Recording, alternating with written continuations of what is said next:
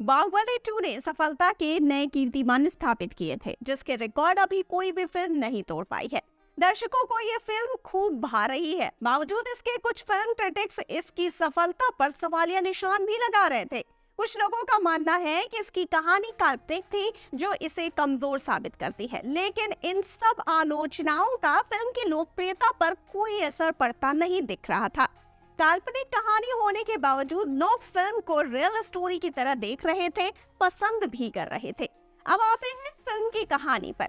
ये सच हो सकता है कि फिल्म की कहानी काल्पनिक हो, लेकिन ये सच पूरी नहीं है। जी हाँ, फिल्म के किरदार काल्पनिक हैं, जिन किरदारों के आसपास कहानी का ताना बाना बुना गया है, दरअसल हम उनसे पहले से परिचित हैं। जिस राज्य को लेकर फिल्म बनाई गई है, जो उसके लिए पूरी लड़ाई लड़ी जाती है, वो राज्य आज अपने गौरवशाली वैभव को समेटे हुए है। चेदी जनपद की राजधानी महिष्मती, जो नर्मदा के तट पर स्थित थी, इसको इंदौर मध्य प्रदेश में स्थित महेश्वर नामक स्थान से लिया गया है, जो पश्चिम रेलवे के अजमेर खंडवा मार्ग पर बड़वाहा स्टेशन से 35 मील दूर है। महाभारत के समय यहाँ राजा नील का राज्य था, जिसे सहदेव ने युद्ध में परास्त किया था। राजा नील महाभारत के युद्ध में कौरवों की ओर से लड़ता हुआ मारा गया था। बौद्ध साहित्य में महिष्मती को दक्षिण अवंती जनपद का मुख्य नगर बताया गया है। बुद्ध काल में ये नगरी समृद्धशाली थी तथा व्यापारिक केंद्र के रूप में विख्यात थी। उसके बाद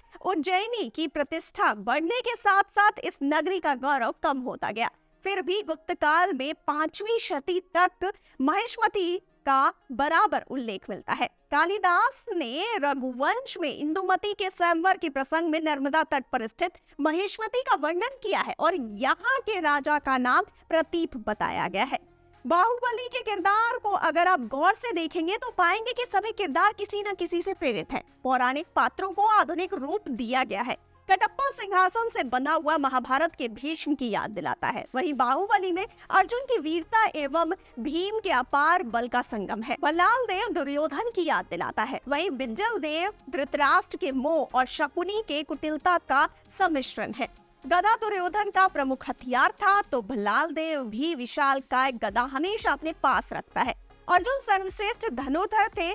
बाहुबली भी इस कला में काफी ज्ञानी थे। देवसेना की कहानी बहुत हद तक मणिपुर राज्य की राजकुमारी चित्रांगना से मिलती थी। चित्रांगना बेहद खूबसूरत थी। एक बार अर्जुन कारणवश मणिपुर गए और अर्जुन ने उन्हें देखा और देखते ही उन पर मोहित हो गए। अर्जुन ने चित्रांगना के पिता और मणिपुर के राजा चित्रवाहन से चित्रांगना के साथ अपने विवाह की इच्छा बताई। चित्रांगना के साथ अपने पुत्र बब्रुवाहन के जन्म होने तक अर्जुन मणिपुर में ही रहे। बब्रुवाहन के जन्म के बाद वे पत्नी और बच्चे को वहीं छोड़ इंद्रप्रस्थ आ गए। चित्रवाहन की मृत्यु के बाद बब्रुवाहन मणिपुर का राजा बना। बाहुबली और देवसेना की कहानी इससे मिलती जुलती है। बाहुबली देशाटन पर जाता है और उसे देवसेना से प्यार हो जाता है। बाहुबली ने देवसेना के पिता के सामने शादी का प्रस्ताव रखा। उन्होंने इसे मान भी लिया। तो आगे बाहुबली 3 की कहानी को भी चित्रांगना के स्टोरी को देखते हुए आगे बढ़ाया जा सकता है, जो बाहुबली 3 की एक अच्छी कहानी हो सकती है। साथ ही अगर आप बाहुबली में और डीप में जाएं तो आपको राजमाता शिवगामी का किरदार भी किसी से मिलता हुआ दिख सकता है।